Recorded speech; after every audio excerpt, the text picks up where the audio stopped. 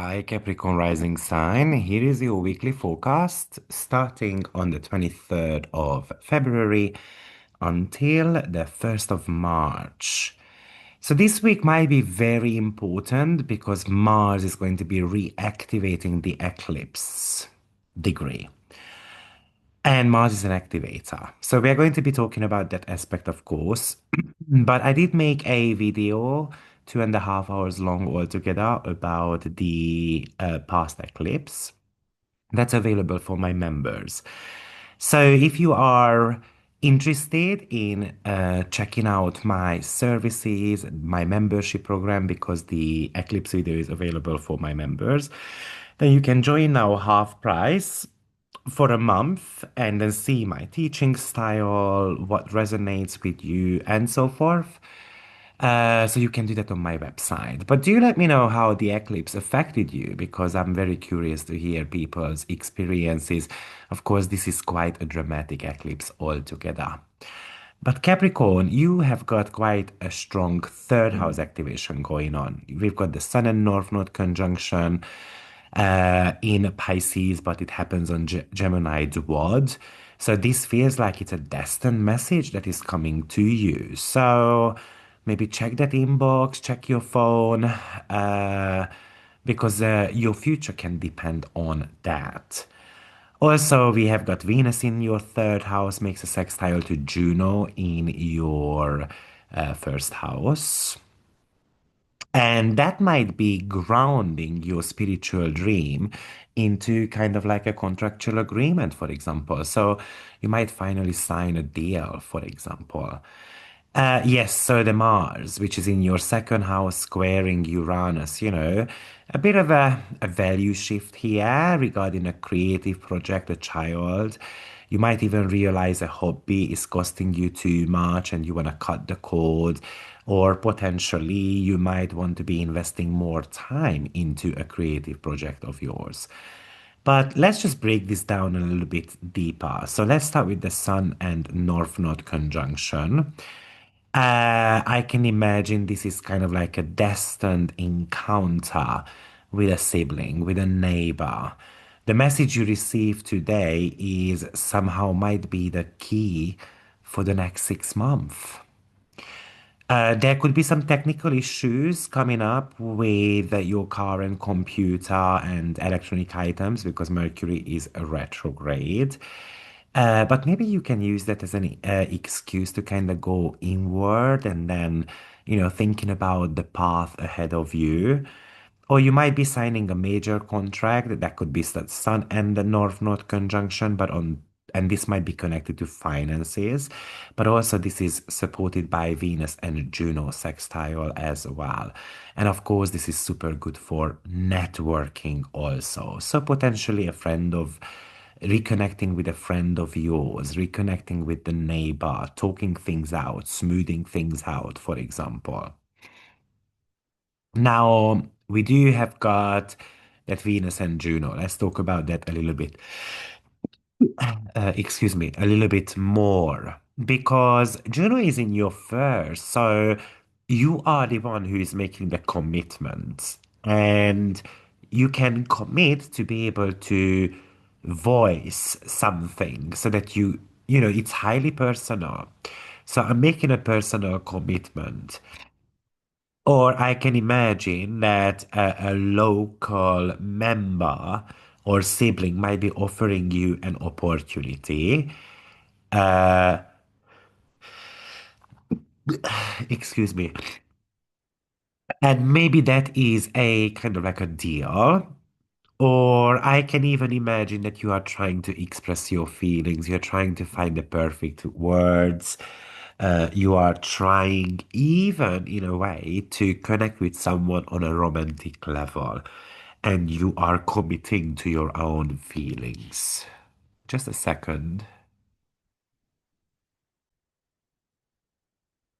Obviously, this is an internal feeling with Pisces that we might want to commit to and kind of talk about it loudly.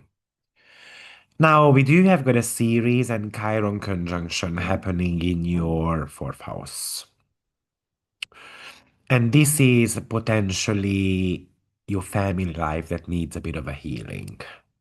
And maybe it indicates that a parent of yours is going through a bit of a turmoil, maybe even sickness, but also it's about self parenting. This is about parenting that inner child within you in a way that your actual parents might not have been able to. And this is the reason why you need to be able to talk about those feelings that have been in the background of your subconscious, and you're going to have to be able to commit to it.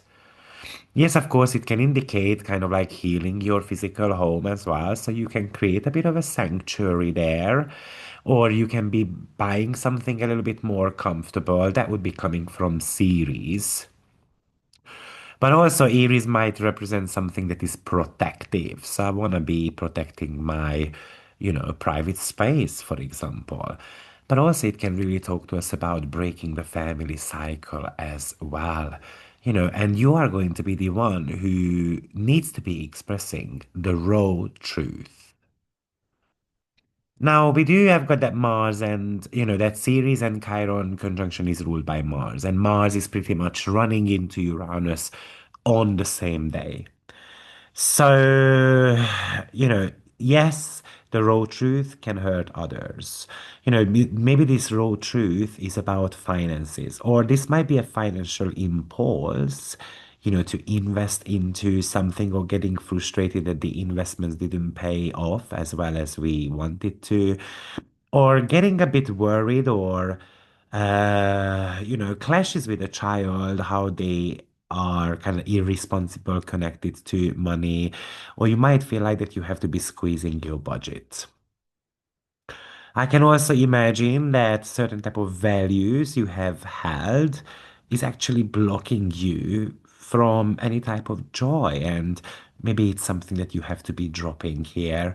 But also you can decide that I don't want to be doing this hobby anymore. Maybe investments are really tempting, and the with Uranus, it's a crypto style, and then it's tempting me. I would say that this is very erratic right now with Uranus. So just think about it and make sure that you do it at the right moment so that you don't get frustrated later on. Even Niobe enters the 12th house, sorry, your third house this week, the sign of Pisces. And this is about having really smart ideas, having really, like, you are being able to influence your local environment.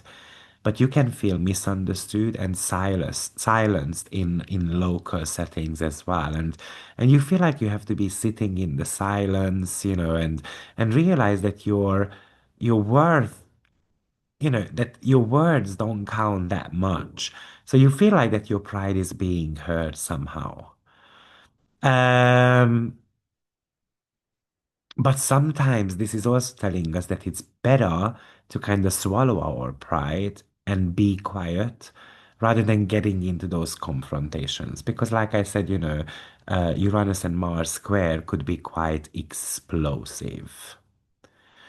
Now, hopefully, you did listen to the general weekly forecast because I'm giving you very sensitive degrees there. And that is important because you need to know where it's going to be triggering your natal chart. So, firstly, have a look at, let's say, if you have got any planets on 8th degree of the mutable signs, that you know that the Sun and North Node conjunction is going to be one of the most important for you. But we do have got the moon being out of bound almost the entire week. And it started out of bound journey in the sign of Taurus. To be precise, very nearby Uranus. So this is also, it's a creative explosion. This is the risk-taking element. Moon is usually grounded in the sign of Taurus. Well, not with Uranus and not when it's out of bound. So we are taking risk, something that we usually wouldn't do. Romantic endeavors can feel very erratic, but electric as well at the same time. So if we have got a boyfriend or a girlfriend, we can expect on the 23rd or the 24th some type of tension or extreme sexual desire. Now, 25, 26, Moon is in Gemini already, still out of bound, and that might be showing chaos at the workplace, trying to fix some technological matters or certain type of communication breakdowns at the office. So this moon is very nervous here. It could indicate that I'm so nervous that I'm going to be losing my job. I can get into some type of verbal debate with a coworker as well, or we can even argue with my partner over work and duties. And then finally, Moon finishes off its retrogression, its out of bound period in the sign of Cancer around Jupiter. Now that's 27th and the 28th of November. And in a way, it's a highly super sensitive moon. And I'm sensitive towards what the partner says, but I'm also sensitive towards the pain or the needs of the partner also. And we can become more needy, or the partner can become more needy. And it is opposing us. So at the end of the day, opposing the Capricorn rising sign. So there is an element of a frustration in there. Like, oh, why is my partner whining today so much, crying and being moody and so forth? So this is pretty much the weekly energy pattern. Now, what you might want to remember here, Capricorn, that the most active part of your chart is the third house. So communication, communication, communication. You might want to be making sure that you are a little bit more careful on the roads because with Pisces, often we get a bit kind of like our mind can be a little bit scattered. We don't pay attention to on the roads. So this could indicate slightly bit of an accident as well. I think also this might be about having to make a choice, talk or to stay quiet. But what if you studied? What if you started working a little bit more on your talent? So you can do a bit of a research. You can look at or investigate certain type of courses, for example, whether it's suitable for me or not. Um, I would also say that communication would help you to harmonize connections in your life, right? So we do have got Mercury and Venus conjunction, which is a little bit about a sweet talk and togetherness, and we're gonna work it out. So it's about listening as well as being able to say what you feel. So, and if you have got certain type of sensitive topics to talk about this week without feeling, oh, this is too, kind of sensitive, I don't want to talk about it. Most likely, I would do that somewhere potentially around the 23rd of February, or I would do that around the 28th of February. So, good luck, Capricorn, and I will see you next week. Take care. Bye bye.